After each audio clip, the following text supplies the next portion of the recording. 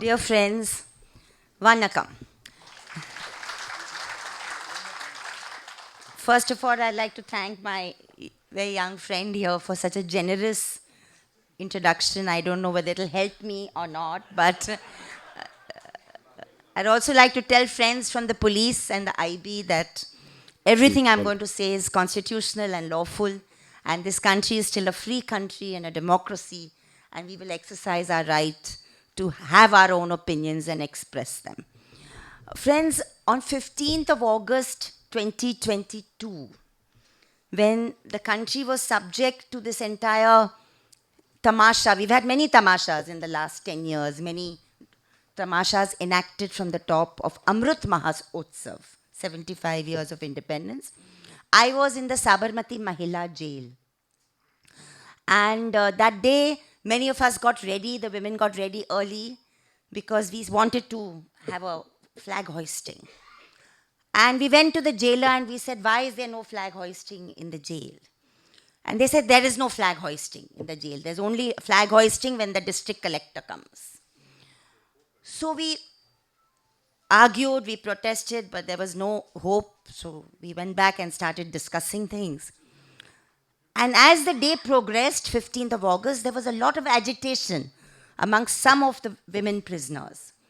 I could not understand because there were two kinds of prisoners. We had 5 barracks in which we were under trials, and other side there were 2 barracks where there were the convicted prisoners.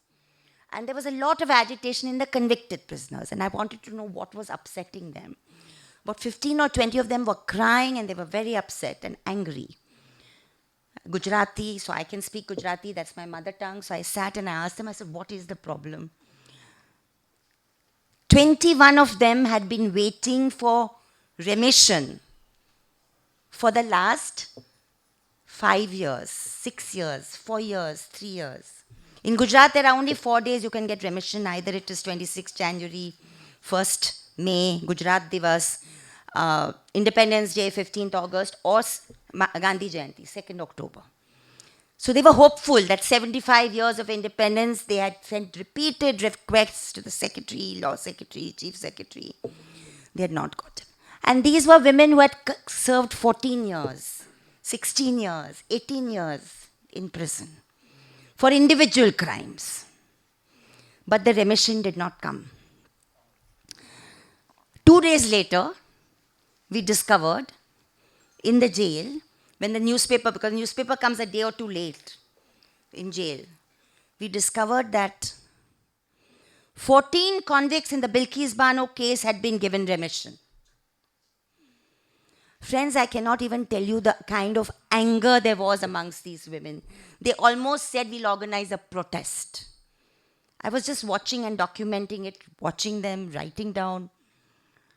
But then the fear kicked in and the protest could not happen. Why is there fear in our prisons? Because the whole prison economy is well oiled by the state. These women are given a miserable 3,100 rupees for doing all the work, cooking, cleaning, gardening. And by that time, their families have not been able to sustain them. So they are dependent on that 3,000 rupees. So they thought that if we protest, then that money will go away. And therefore the protest went. Why am I mentioning this incident? Not only to mention that I was in Sabarmati Women's Jail, and there might be another case, my dear friend, but there are already about 11 cases against me. But it's because of the complete callousness of this regime. I can't even call it a government. It is a regime. And why is it a regime? Why is it a regime? Because it does not even have a semblance of democratic governance. It's not as if before 2014, our governments before that were ideal democratic governments. We were a democracy in the making. Our subaltern societies were resisting, protesting, and getting the state to become more democratic. We did not have proportional representation. We don't have it today. We do not have limits on electoral spending. That creates a problem. So there are many issues which remain unresolved even before 2014. But there was a possibility for struggle, except for those 1.5, 2 years during the emergency, when we also struggled when we were also protesting, when we were also on the street. But that was not ideologically driven, that emergency. There was a big difference. And therefore, when for the last 10 years, every time there's a visit by the Prime Minister to this state, the land of Periyar and Annadurai, and salam to those great thinkers and great philosophers and great practitioners, go back Modi is what trends on social media. And that is the resistance there is in this land. And therefore, I think, when Mr. Rahul Gandhi said, and the Congress manifesto reflected what much has been practiced in the state for a long time, finally the North is learning from the South.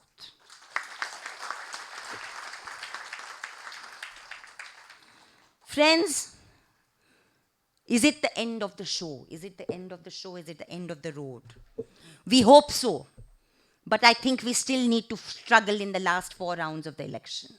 And I come here from Maharashtra, where there are another 3 rounds left. And in the country, there are 4 rounds left. Because every effort will be made to tire us out. And I see a lot of friends from the media. I consider you all friends even if you're from the Godi media, because I am a journalist. So I will not say you are not friends. But when the history of this decade is written, the singular tragedy will be the abdication by the media to allow us to forget. Because if you look at the 10 years of this regime, and I was looking at it in preparation for today, because in 2016 in Madurai at the KG Kannambaran lecture, I wrote a paper saying that this government has declared a war on all sections of its people. All sections of its people.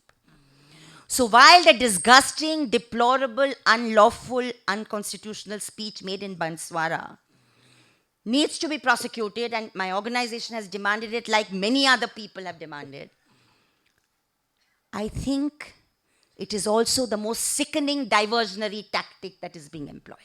And we have to recognize it as such. Hate has worked in the past for this ideology. And it's not about one individual. I think that no individual is above the dangerous ideology that the Rashtriya Swayamsevak Sangh represents. It is an ideology which has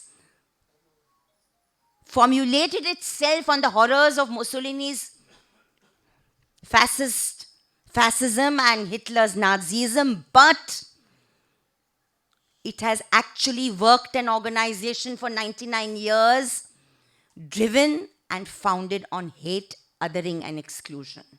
And it is aided in our society and in our country by the existence of a deplorable caste system, which allows and has allowed for centuries exclusion and othering and hatred.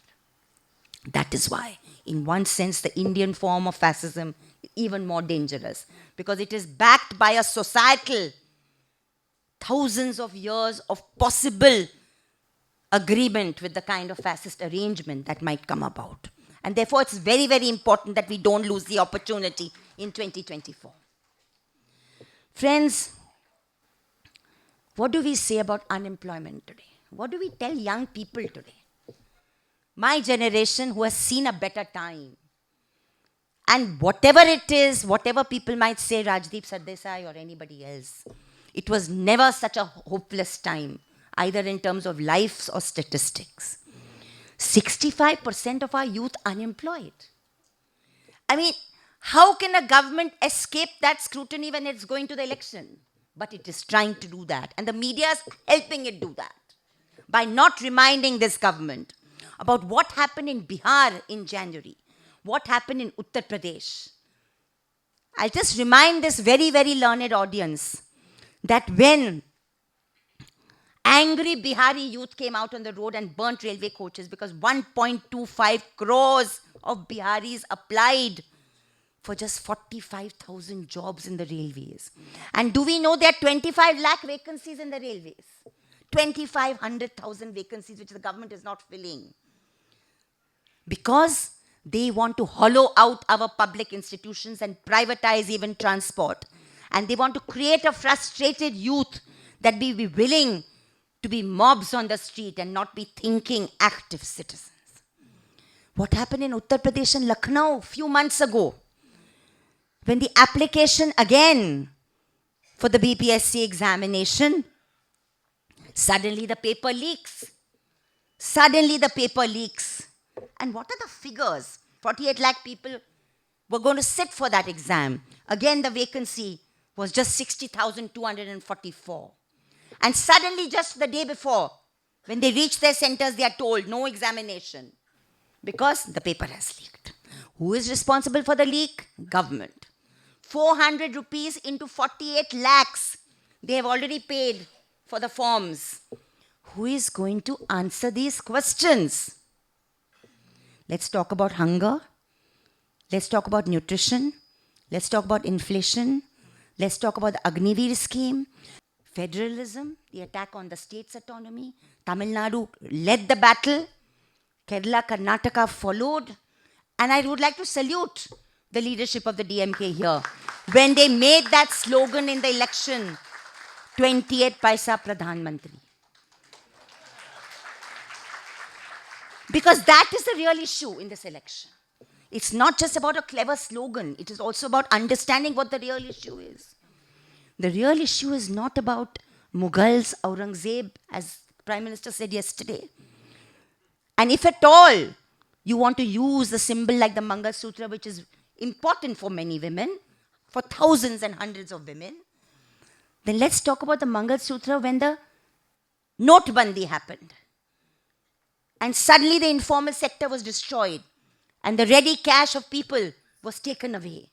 Or let's talk about it when the COVID pandemic took place, or when hunger took place, or when the oxygen cylinders had to be got in Delhi and Uttar Pradesh and hundreds of thousands of people died because of the COVID pandemic.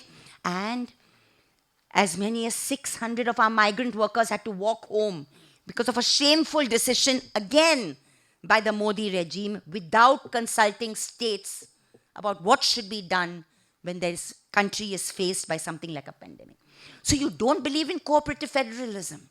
You do not believe in constructive governance. You do not believe in sharing financial autonomy of the states. You pass the Animal Practices Act to curtail meat eating in the first term, not in the second term. Again, something which you are actually stepping on federal toes because that comes under the state government's purview. There are so many examples that I'll be talking only about what this government has done.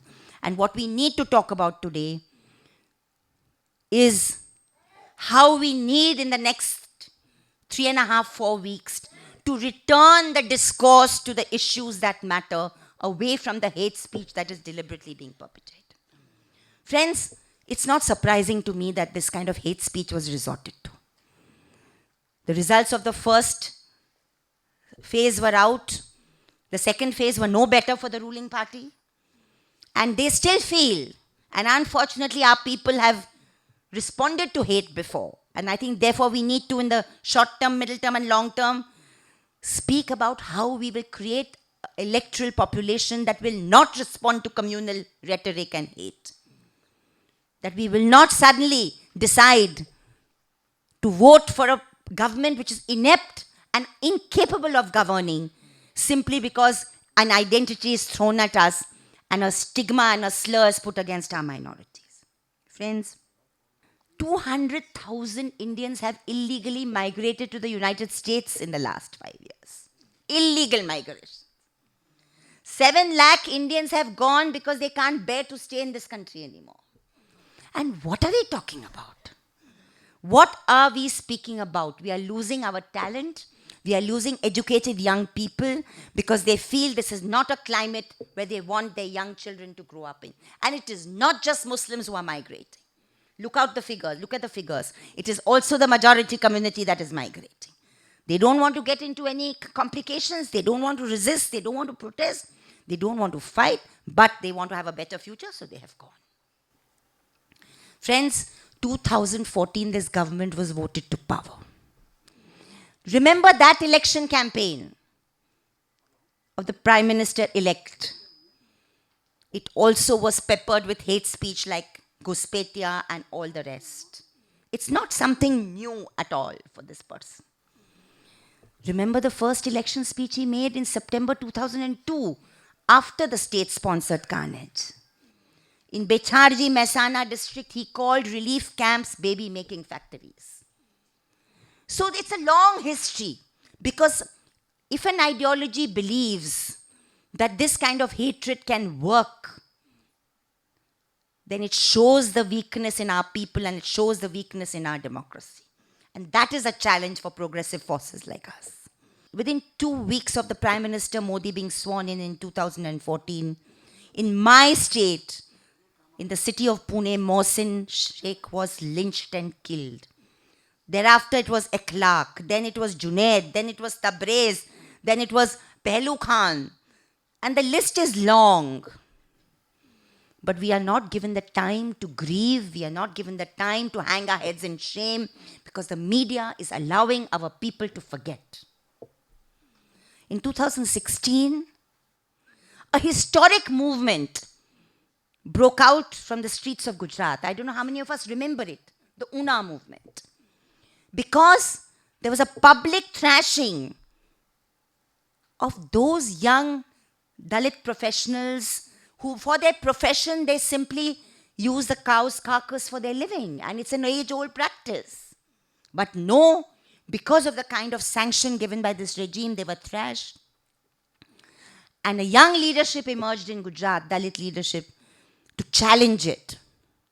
And for me, one of the most important things in that movement from July to August that led to the resignation of the Chief Minister at that time, Anandiben Patel, was the fact that this movement of Dalits in Gujarat reached out to the Muslims in Naroda Patia. I found that unbelievable that I'll see it in my lifetime. That Naroda Patia was the worst massacre of 2002. When in broad daylight, 124 persons were not just killed brutally, but it was the scene of daylight gang rape as well. And what this movement did was, through dialogue and through engagement with the local populations, they actually carried out a procession of about 300, 400 Dalits through Naroda Patia, saying, we are sorry for what happened in 2002.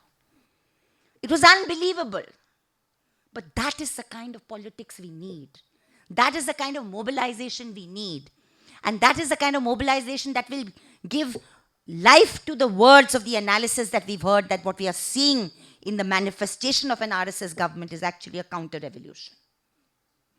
We need to get our people aware of their identities, but out of their identities to be able to identify across issues and across identities. And see, because Dalits and tribals and Adivasis were misused in 2002 to carry out violence. It has been documented. And I'll also say that when bail was given very quickly to some of the leaders, those who were from the depressed castes were not given bail till the trial ended. So by then the Vishwa Hindu Parishad and everybody had abandoned them. So it's a very devious thing, the way communal violence works in this country and communal hatred works in this country. And therefore I think, coming back to the subject today, how can we, through all our ability, through social media and contacts, energize the campaign in the other states to ensure that real issues become, that the fatigue that seems to have affected some section of the electorate, and I also believe that it's not necessarily the opposition electorate, it's probably the BJP supporters, but still we cannot risk that there'll be a fatigue in the next 5 rounds of elections. And therefore, what can we do to sustain all these issues? It's very, very important. I just want to give one more example about the consequences of unemployment. The Minister of State for Home, Nityanand Rai, told Parliament that 9,140 youngsters had committed suicide because of not getting jobs. Should that not be an election issue? The face and the story of Vikas Singh, who hung himself and wrote this letter saying, I'm doing it because I just can't get a job and I can't sustain my family. How many of us remember 2016, January 17th, Hyderabad Central University. Rohit Vemula takes his life. Institutional murder. But it's not just the tragedy of a young, bright life going, but the fact that two central ministers had a hand in ensuring that he was so despairing that the life got taken. Because they launched a tirade against the Ambedkarite circle in HCU. One was the Labour Minister and one was Smriti Irani. And I think these are the names that we need to call out. Because it's never happened in our country before that directly a union government, a central government minister takes so much interest in decimating an Ambedkarite study circle because they find Ambedkarites a threat to their politics, where they can co-opt Dalits instead. And thereafter what happens in GNU, I remember I had gone to GNU to address a meeting on Rohit Vemula, just before the GNU agitation broke out. It was first HCU, then it was GNU. And then we know the efforts made to demonize the Jawaharlal Nehru University. And why was Jawaharlal Nehru University demonized? I think we need to ask ourselves that question. And left forces will understand that the Central University as a concept was created in Nehruvian India, thanks to the influence of states like Tamil Nadu and otherwise, because the realization was that unless you create a university which is an institute of excellence but which encourages diversity and ensures affirmative action so that people from Begusarai, a Kanhaiya Kumar, and an Umar Khalid from Jamia Nagar, Delhi, can come and become PhD students. And they were demonized. Umar Khalid is still in jail. So I think we have to understand the kind of steps forward this country has made with all its limitations before 2014. And the creation of the Central University was one of them. And even there, after the JNU agitation broke out, I sat with many of the union leaders and to understand that how did this thing like Delhi University, HCU, JNU emerge. And it's a fascinating thing. It actually calls for a book. Initially, after the creation of the Central University in the 1960s, there was not so much diversity. It was still very upper class, very elite. But it was the left unions that struggled. And they took on the faculty, like Bipin Chandra, Romila Thapar and others, and said, listen, we have to give admission to diverse students. Because if we do not, we will not get that quality of diversity. So it was a struggle. And that's the struggle of any thinking, growing democracy. Nothing comes on a platter. So I think up to 2014, we were an evolving democracy with one glitch during the emergency. But what has happened after 2014 is a complete regression. And I think the word is a good word, counter-revolution, because we have seen a complete regression at every level. And therefore, hate speech. And remember, there's a history, because I teach the historiography of communal violence. People identify me with the Gujarat massacre, but my work with communal violence started with my city, 92, 93, Bombay. And then I started looking at the Judicial Commission reports. I started looking at this whole demon of communalism. Because let's not forget, this country was partitioned. This country was partitioned, and it was a brutal partition. And if you look at the map of India, east to west, then you know that there was a Bengal where one community suffered. There was a Punjab where another community suffered. And there was Bihar where a third community suffered. And all three communities suffered equally. Lives were lost brutally. Properties were lost. There was massive displacement. And there was no explanation for how neighborhoods turned against each other in such hatred. That is communalism. That is the very venomous power of this kind of politics, which uses religion identity for political ends. So, post-independence, when one country was created in the name of religion, when this country and its Constituent Assembly chose a wise, sagacious, and practical decision to remain a secular democratic republic. It was a very, very wise decision because there's no way you could have kept such a diverse people together. At least the dream of equality, at least the dream of non-discrimination, at least the dream of equality before the law and justice. But if that dream also is snatched away, like this regime has snatched away, then you are in for anarchy, chaos, and worse. And therefore, it's very, very important that we understand and explain this ideology that is governing this regime. I keep saying whenever I speak, it's not about one or two individuals. The venomous superstructure and base structure of the RSS ideology itself generates these kind of individuals. Some are more effective than others. And the Indian brand of fascism will be a conglomerate between the far socio-religious Brahminical right and the far economic crony capitalist right. And I agree with Comrade here that at least he's made that clarity in our heads. Because I remember in the 1990s and 80s, we were struggling. We could see it empirically. Empirically, we could see it. We saw it in Orissa. We saw it in Gujarat, even before 2002. We saw it in parts of Maharashtra. That there is a connection between the onset of neoliberal reforms, quote unquote, they're not reforms, but neoliberalism, and this upsurge in this majoritarian politics. But we were not able to clinch that theory. We were not able to understand it completely. This regime has completely made that clarity possible. The hollowing out of all our public institutions, the hollowing out of all our public sector units, the handing over of health, education and other sectors to private capital, and to one section or two sections of private capital. Sainath's name was mentioned. I remember doing an interview with him in 2014 about the quality of Indian parliament, because parliament itself has been used in the last 10 years to dismantle the constitution brick by brick, by weaponization of laws, by passing of laws like UAPA was passed, by the way, by UPA.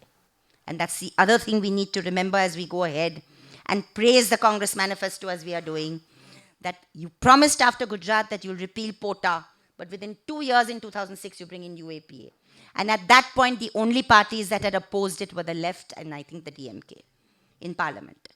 That you cannot have a permanent counter-terror law. And that was after 2014, that section was brought in where you said even an individual can be dubbed a terrorist. And the weaponization of laws, PMLA, UAPA, I work with Adivasis too, my friends. I'm the All India Union of Forest Working People. And the Forest Rights Act that was brought in 2006 was a result of Adivasi struggle, forest workers' struggle all over the country. And this government has done everything to completely dilute that law. By the amendment to the Forest Conservation Act, by the Mining Amendment Act, by the Highways Act, multiple other laws have been, because they can't touch this law. Because if they touch this law like the Scheduled Caste Atrocities Act, there'll be an uproar. So instead, they try and get in other laws that will completely paralyze the functioning of this law. So the parliament, coming back to parliament, what is the structure of Indian parliament today? The presence of billionaires in parliament is something we need to note. The 2014 parliament had 83% of people who were crorepatис. 2009 also had them, which were 48%. So if you have a situation where these crorepattis in 2014 are also owners of television companies, mobile companies, and mining companies. So the strangulation of democracy is complete, because it's unlikely then that the television channels at News Hour will discuss unemployment or hunger or proportional representation. It's much easier for them to speak about land jihad, madrasa jihad, love jihad, fertilizer jihad. It's shameful. It's shameful the way the corporatized electronic media has contributed to the hate that is today being legitimized by the political leadership. It's a real shame. My organization, Citizens for Justice and Peace, yes, we are proud of our work in Gujarat, but we've been working on a hate monitor program, and we are filing 5 complaints every month to the National Broadcasting Digital Statutory Authority that is supposed to monitor hate speech on television. We get the orders, favorable orders, but it takes 3 years, and by that time the viewership has gone into 10 lakhs. We are working on the citizenship question in Assam. And I'm going to come to the CAA. If we are talking about the weaponization of the law, there could be nothing more dangerous than the Citizenship Amendment Act that has been passed in 2019. I say that not only because it brings in religion as a marker, though that is important enough, because using religion as a marker, it excludes one section of the people from 3 countries and gives accelerated citizenship to 6 communities from there. But I'm not going to talk about the CA. I could talk for 2 hours on that, but it basically does not meet the test of either reasonableness or this under the Constitution, and it is under challenge, but the Supreme Court has not heard the matter now for 5 years. What is the implication of documented citizenship? I want to share an example because we've been working for 7 years now in Assam. We have a very young team over there, a vibrant team, 3,000 volunteers, and at least 30 full-timers who are working in 19 of Assam's 25 districts. And our experience has told us that once you start the test of documented citizenship, meaning if you don't produce these 9 or 14 documents, you're declared un-Indian, non-Indian. Nowhere in the world is there a test of documented citizenship. 19 lakh people have been excluded from the NRC. 27 lakh people in Assam have not been given Aadhaar cards. Aadhaar has nothing to do with citizenship. But by not giving them Aadhaar cards, they can't open bank accounts, they can't put their children in schools, they can't access government schemes. The government of Assam has spent 1,700 crores, a bad implementation of the NRC.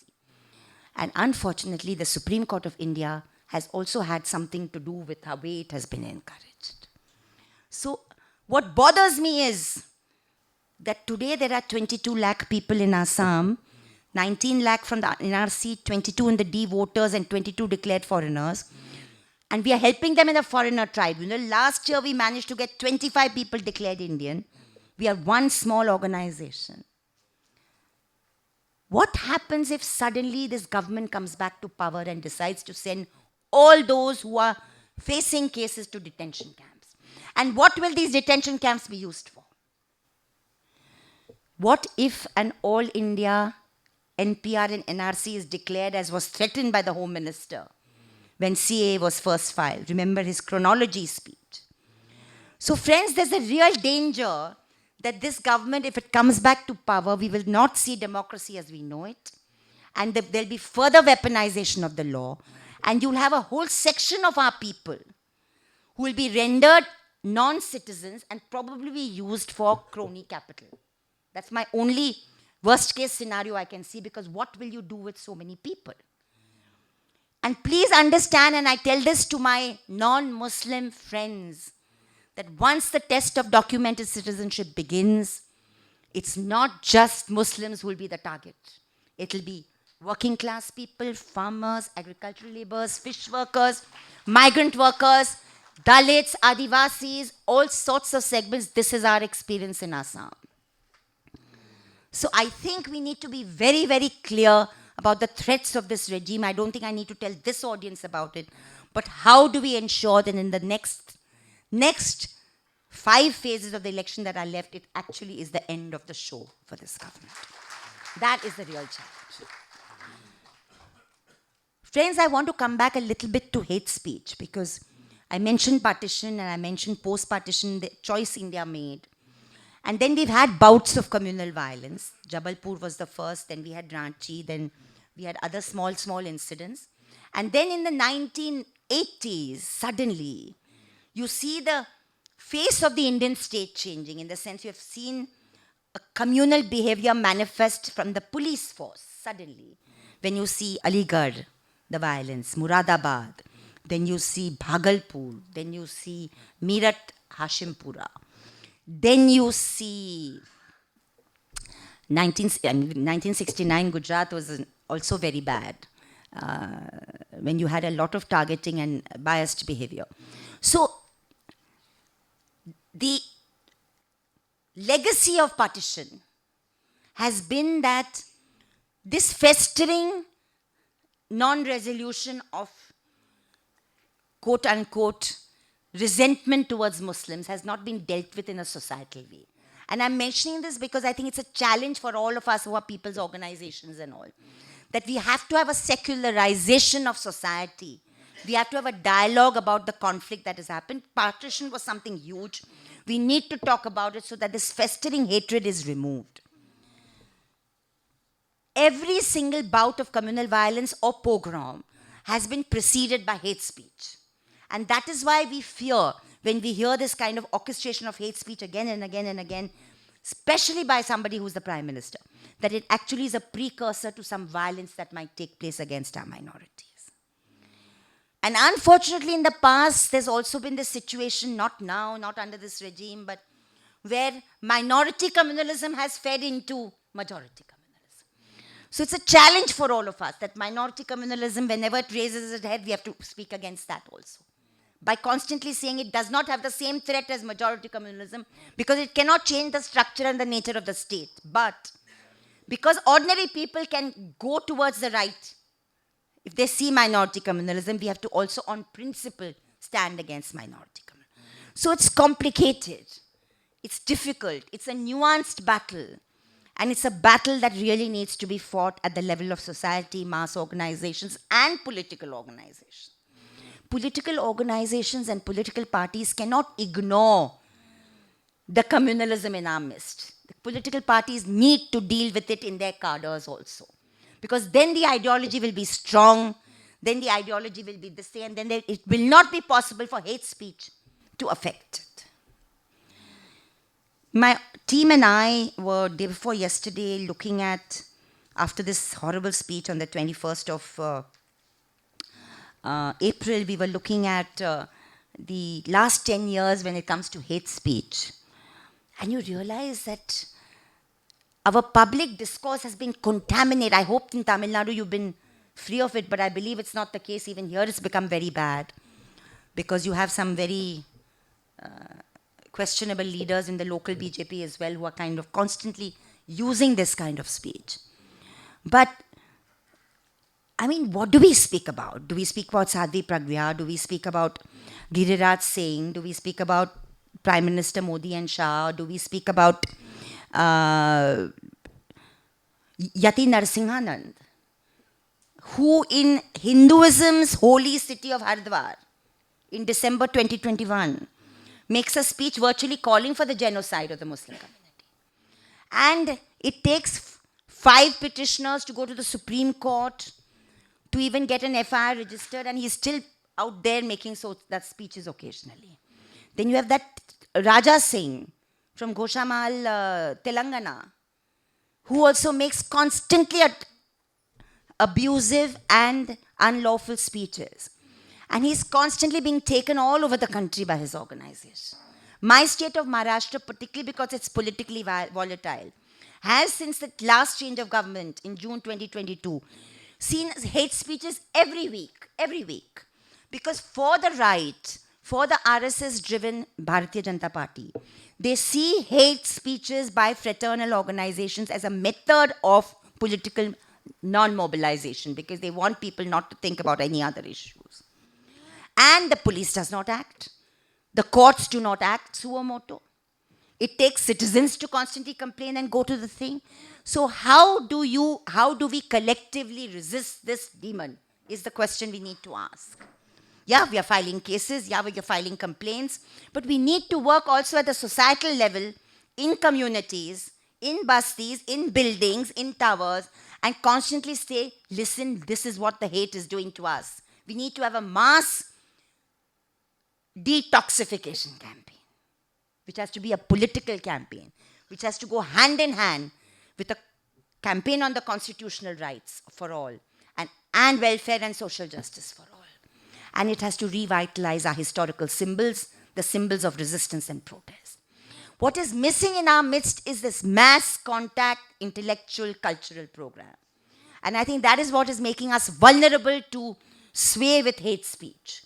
I mean, I couldn't believe, I don't know if you even remember, New Year's Day of 2022, that horrible Sully Deals app comes out, where Muslim women who are young, professional, doing very well, are suddenly finding themselves in an abusive position online. And this is the level to which this government has reduced our society. This regime has reduced our society. That you constantly use this demonizing of one community. And again, my fellow speaker is right, that their books tell us this. You read We Are Our Nationhood Defined, you read Bunch of Thoughts, and they say Muslims, Christians, and communists are our internal enemies of the perceived Hindu nation, which I hope never comes into existence. They also say that we need to overthrow the constitution. The RSS never flew the national flag till 2000 in its office in Delhi. And I really believe that it is the Rashtriya Swayamsevak Sangh that we should be calling out. And it is that organization that is responsible for spawning leaders like this who make such hate speeches. I cannot forget the damage done by L.K. Advani. Today we remember this man because he's reached a pinnacle of hate. But I remember the man who brought hatred into our living rooms. That was through the Rath Yatra, which was a bloody Rath Yatra, which was taken from Rajkot, Somnath Mandir, Gujarat, and all over the country and ended up in the demolition of the Babri Masjid. That campaign was not a campaign for the building of any temple. Because no temple, my mother was a believing Hindu, her name was Sita. And she wrote 300 letters by hand, 7th December to 12th December, to every Muslim she knew, saying she was ashamed of what had happened on 6th of December, 1992.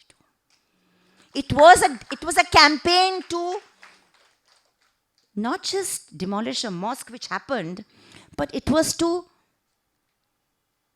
signal the arrival of the Hindu Rashtra. The same signal that was given on 30th of January 1948, when Gandhi was killed.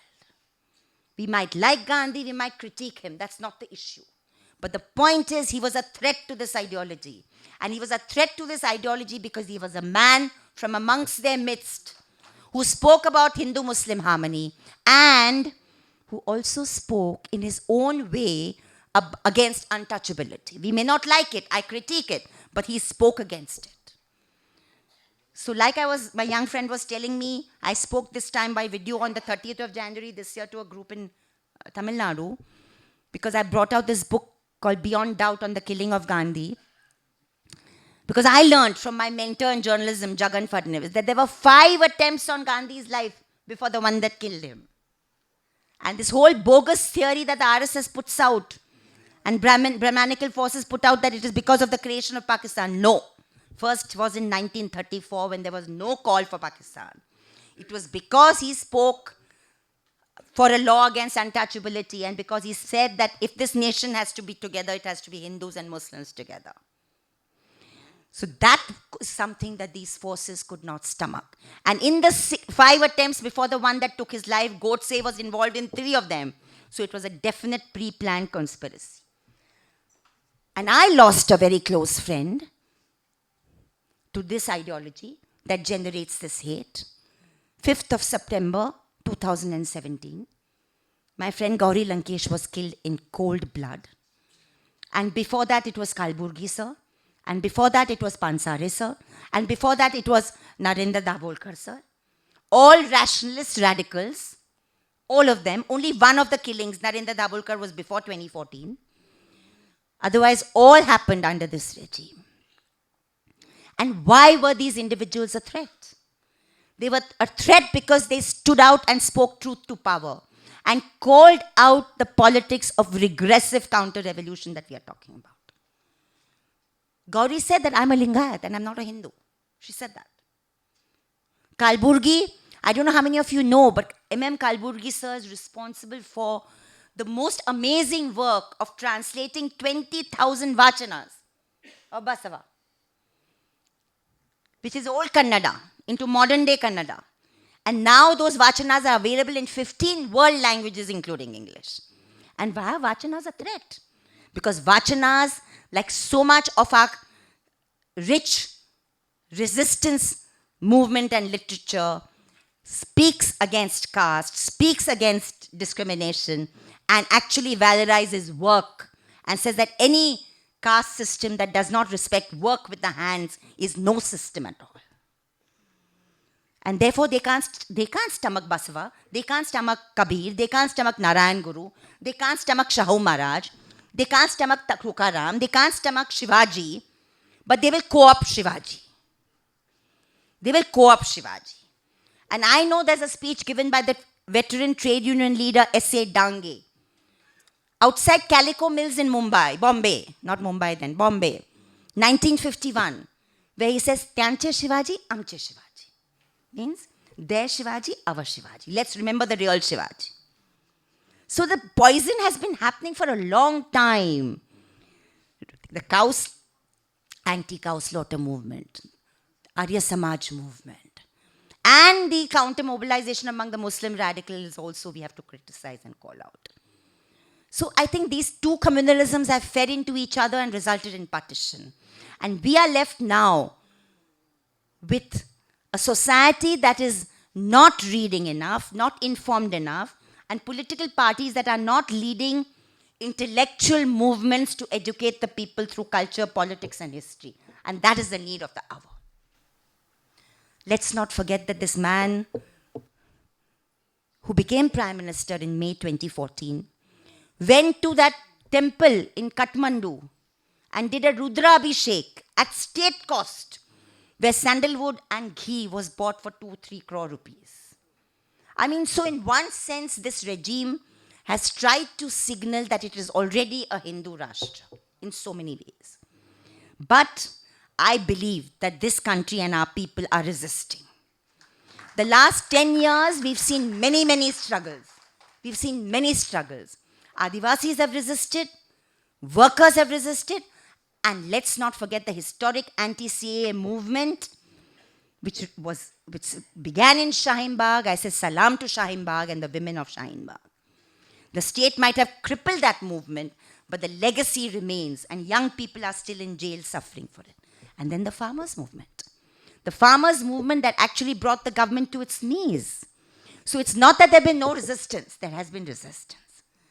But again, when I first entered journalism in 1983, as a journalist, I'm talking again to you all with my hands pleated, we would give coverage to protests. We would constantly cover nationwide protests so that people got to know about them. People got informed about them. We would follow up stories. Today, there is no space in the media for this kind of resistance stories. And all governments are trying to quell protests. I hope that's not the case in Tamil Nadu, but I think many governments are doing it. Even in a state like America, for the last 3 months or more, universities, including top universities, are demonstrating against Palestine. And Canada, the students have joined in by naming their hostels after Palestinian names. And Australian students have joined. And young people in in America have actually expressed their opinion against what their government is doing by sending arms to Palestine. So there is a change all over the world. A world that went right-wing, there is a change and a resistance. And I'm hoping that this election 2024 will signal a setback to the forces of Indian proto-fascism or neo-fascism. I can't be sure yet. I can't be sure just yet, but I'm hoping that it can happen. Tamil Nadu has certainly shown us the way. And I mean that. I mean that not only because I'm here, I say it all the time, that the manner in which the campaign was held Even the Godi media was forced to cover and say that, Tamil Nadu, there doesn't look like any wave. And when the anchors in Godi media start saying that, then you say, kuch to ho raha hai. Kuch to ho raha hai. That actually it's happening. And I think there is a slight change in the way Godi media is reporting things. So let's hope that this change is actually a change that will result in a difference on June 4th, 2024. We are all part of movements and we all live on hope and we all live on resistance. And very close friends in Karnataka had got together in this fantastic movement before the Karnataka elections last year and managed to assist, help, push the Congress government to come to power. And I use those words because I've been saying for the last 10 years that our youth were the opposition, our farmers have been the opposition, our Adivasis have been the opposition, our workers have been the opposition, but somehow the political opposition has not taken up the mantle as quickly as it should have nationally. So, not taking any chances, friends in Karnataka, people's movements in Karnataka got together and did it. After that, everywhere in the country, people got enthused. Not everyone is as lucky as Tamil Nadu, so everyone had to do it. So in Maharashtra, my state, many formations emerged. Apart from Bharat Jodo Abhiyan, which is one formation, there was Lok Morcha, there is Nirdhar Maharashtra. There were 5 or 6 formations that emerged from the movements, basically to mobilize people to vote. Now, this is very strange kind of work for us because we've never done this kind of work before. We've politically mobilized, we've socially mobilized, we've mobilized around issues, but we've not really done electoral kind of work. So it meant a lot of understanding, this, that, but it has happened.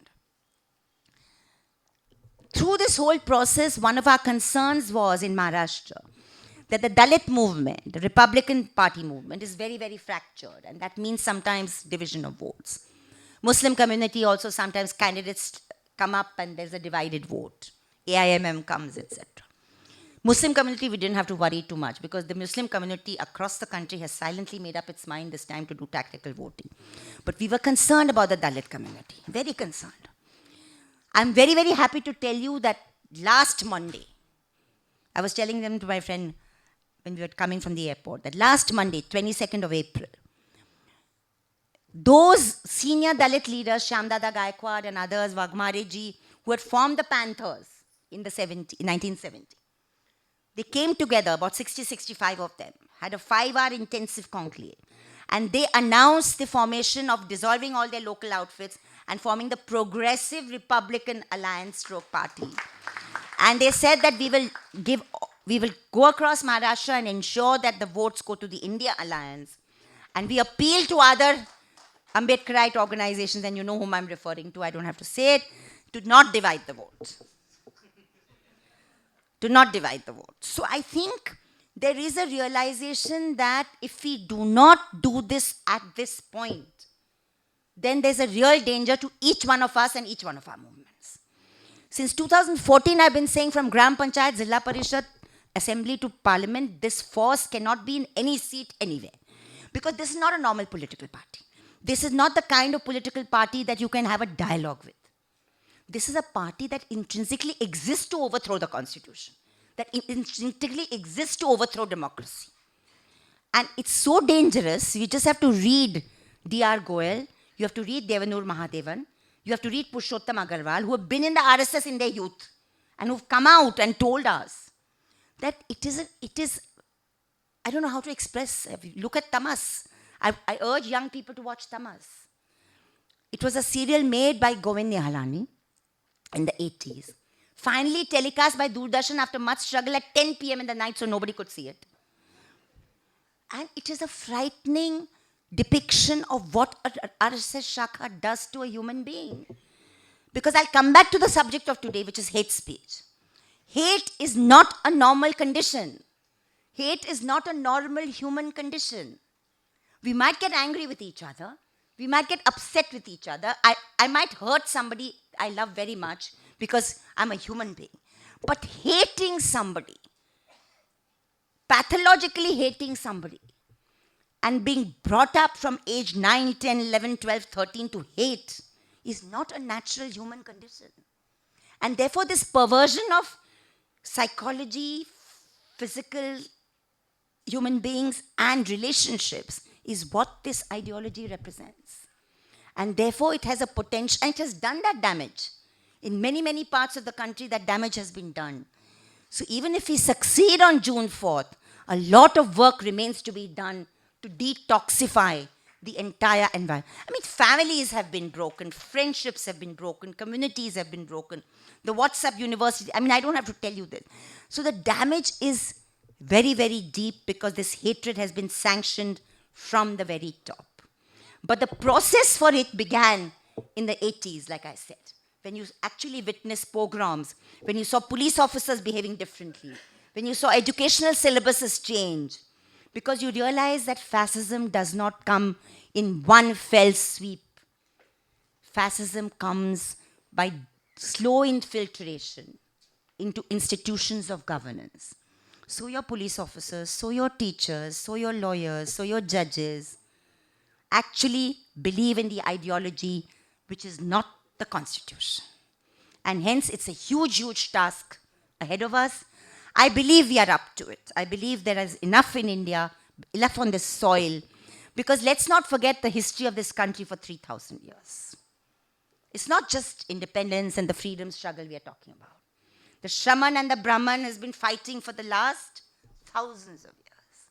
And the fight against caste, inequality, gender has been age-old in this country. Not always successful, but the resistance has been there. So let's see if we can reignite some of that. Finally, as a woman, I want to speak about gender. What have the last 10 years meant for women? You know, the communal violence, particularly post 1991-92, had a peculiar characteristic of targeting the minority community women in a very debasing way. I mentioned the Suli deals, app and all that, which is the worst manifestation of it, but the physical gang rape and murder and quarterization we saw in Gujarat. We saw in Manipur, which I have not mentioned at all, and I want to mention it. That what does hatred do and what does an abdication of a government do is visible in Manipur. 3rd May, I urge people in Tamil Nadu to have large meetings all over the state to signify 1 year of a complete abdication of the union government and the state government. Even today, Kukizos and Mamaites can't talk to each other because the state is festering this division. And the state government and the central government are together in not allowing any rapprochement to take place. And it took that video on July 19th last year, that video where Kuki women were being abused, for finally even the Supreme Court to wake up. So this characteristic of identity-based violence, which even partition saw, you had terrible accounts in partition as well of all community women being brutally targeted. We saw that in Gujarat in a big way. And let's not forget that this ideology that venerates the Manusmriti actually has a very low opinion of thinking, speaking women. Let's never forget what happened in Hathras. And what happened to Siddiq Kapan because of Hathras. A journalist in Delhi who just goes to cover it and he has to be in jail for 2 years because he was covering it because he happens to be born a Muslim. But Hathras is this young 17-year-old Dalit woman who's brutalized in her village. And after that, her family is not even given her body for the last rites. And neither the Yogi government nor the Modi government is held accountable. In Banaras Hindu University, which is the Prime Minister's constituency, in the university there have been cases of sexual abuse and rape. And there's no national outrage, no debates on television, no debates on news hour. We had our wrestlers, our women wrestlers. We're very proud of being a Vishwaguru G20 nation. But we had our wrestlers, our women, through the cold of Delhi, January, February, protesting. and the government did not speak to them. Worse, they brutally broke up their protest one day because they wanted preparations for some tamasha of theirs. So this is a government that does not listen to its women, its people, its Adivasis, its minorities, its farmers, its workers, its intellectuals, its dissenters, and it's a government, regime rather, that wants a opposition Mukt Bharat. What can be more dangerous than that? What can be more dangerous than that? This kind of cynical play of extreme right-wing politics is our brand, typical brand of Indian fascism. I hope I've not overstepped my time. It's always a pleasure to speak in Tamil Nadu, and I always get carried away. Thank you very, very much. உன் கடவுளை விட உன் சாஸ்திரத்தை விட உன் முன்னோரை விட உன் வெங்காயம் வழக்கமாத்தை விட உன் அறிவு பெருசு அதை சிந்தி